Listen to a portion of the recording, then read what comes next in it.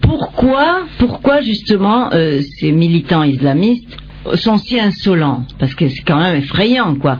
C'est parce que il y a chez nous une espèce de crispation honteuse. Et il y a le fameux relativisme culturel. Ça, c'est vraiment la bête noire.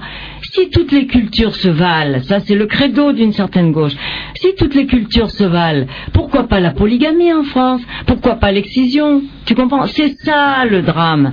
C'est qu'il faudrait réajuster un peu le tir. Il faudrait abandonner la conscience malheureuse de l'ex-colonisé et dire non. Moi je le dis clairement. Il y a des cultures plus avancées que d'autres. Et incontestablement, la culture occidentale est infiniment plus avancée sur le plan des libertés individuelles, de la séparation de l'Église et des États et du droit des femmes. Incontestable. Tant qu'on n'a pas le courage d'énoncer cette vérité évidente, si tu veux, tant qu'on est culpabilisé d'être occidental, alors on va droit dans le mur et les autres se permettent de grignoter et de plus en plus de faire du chantage. Parce qu'en fait c'est ça, il y a une espèce de chantage des enfants de colonisés sur les ex-colonisateurs, lesquels sont complètement d'accord avec cette honte qu'ils trimballent. Alors il faut arrêter la honte, il faut dire que notre culture occidentale est tout à fait admirable sur certains plans, même si elle a été expansionniste, colonisatrice, etc. Et donc il y a des hiérarchies. Oui, il y a une hiérarchie entre les cultures. Tant que tu ne réaffirmes pas ça, alors oui, pourquoi pas la polygamie, l'excision, la charia, pourquoi pas?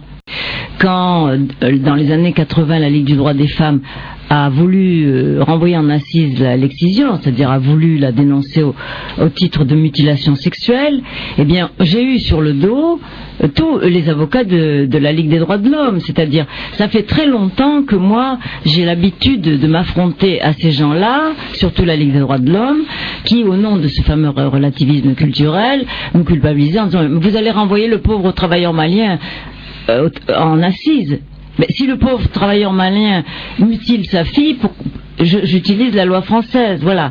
Donc, je pense que là, ces organisations, auxquelles j'ai d'ailleurs eu encore affaire lors du procès de Fanny Truchelu, l'avocat de la Ligue des droits de l'homme m'a gravement insulté en me disant que j'étais la honte de la France, parce que j'étais raciste, pour ne pas le nommer, raciste, parce que je témoignais en faveur de Fanny Truchelu. Tu vois, donc là il y a des déviations, insupportables déviations de tout un secteur de l'extrême gauche qui ne veut pas du tout faire une révision critique de ces dogmes.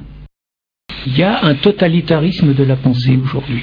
Un totalitarisme de la pensée qui fait que sur un ensemble de questions, on ne peut pas aborder cette question-là sans qu'immédiatement ça soit Le Pen raciste. Ce qui est insupportable. Tu parlais, moi effectivement, je revendique le droit de pouvoir critiquer la politique d'Israël sans me faire traiter d'antisémite. Je revendique ce droit. Aujourd'hui, l'offensive a lieu essentiellement sur la critique de l'islam. On a vu l'affaire des caricatures. C'est quand même invraisemblable. Cette affaire est énorme. Cette affaire est énorme. Les conséquences que ça a eu au Danemark, les conséquences que ça a eu dans le monde entier, les conséquences que ça a eu dans des capitales arabes, les conséquences que ça a eu en France quand même, où tu as vu quand même 10 000 personnes dans les rues de Paris, à l'invitation de l'Union des associations musulmanes du 93, crier leur demande que la charia s'impose en France.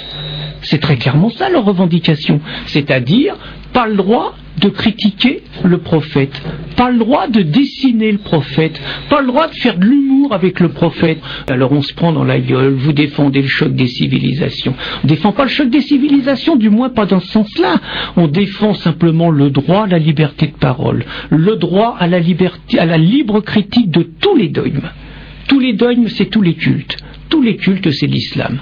Je veux dire, les libres penseurs, historiquement, nos ancêtres, on a gagné cette liberté dans le sang, bien souvent. Ça n'a pas été facile contre les catholiques. Quand on regarde ce que se permettaient les libres penseurs au XIXe siècle, l'insolence dont ils étaient capables vis-à-vis de la religion catholique. Et c'est bien, c'est grâce à cette insolence qu'on est aujourd'hui dans une société où on peut avoir les guignols de l'info qui se foutent du pape et tout. C'est grâce à eux.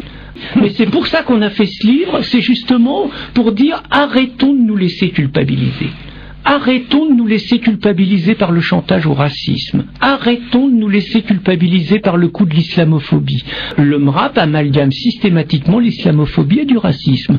Donc nous, le sens de ce livre, le sens de notre message, c'est arrêtons de nous laisser culpabiliser et sachons appeler un chat et un projet politico-religieux fasciste, un projet politico-religieux fasciste. Sachons ouvrir les yeux, sachons regarder qu'aujourd'hui il y a une offensive dont il faut mesurer la gravité et arrêtons de regarder ailleurs. Si on veut préserver le droit d'être athée dans notre pays, si on veut préserver la laïcité, si on n'a pas envie de voir, par exemple, il y a des choses graves qui se passent. Vous avez à Torcy en Seine-et-Marne, vous avez 400 militants musulmans qui envahissent une mairie pendant 4 heures pour imposer au maire un terrain pour construire une mosquée. T'en as entendu parler ? Il y a beaucoup de personnes qui en ont parlé. Vous avez à Strasbourg, depuis plusieurs semaines, des centaines de musulmans devant la mairie qui imposent la prière devant la place de la mairie, qu'envahissent l'espace public pour l'imposer. Hier à Montpellier, tu as eu le même phénomène. Quand Xavier Dor et ses intégristes catholiques imposaient dans les hôpitaux des occupations parce qu'ils se battaient contre le droit à l'IVG et qu'ils estimaient qu'avorter c'était tuer. À juste titre, il y avait des réactions, on gueulait, Xavier Dor était arrêté. Là, vous avez des personnes qui exercent une véritable violence contre les institutions de la République, contre la séparation du religieux et de l'État, y compris en envahissant une mairie. Je veux dire, quand c'est des syndicalistes qui envahissent une mairie, ça dure pas longtemps. On envoie les flics et on fait le ménage. Là, on dit rien. On dit rien, c'est encore la stratégie des petits pas, des accommodements raisonnables. À Torcy, ça se termine comment ? Le maire socialiste dit « J'ai reçu ces gens-là, effectivement, ils étaient victimes d'une discrimination, il n'y a pas de problème, il y aura un accord, ils auront un terrain, ils auront une mosquée. » Il y a le mode d'emploi. Hein. Moi, quand je sais apprécier un rapport de force, je sais comment faut faire aujourd'hui. Je trouve que c'est particulièrement grave.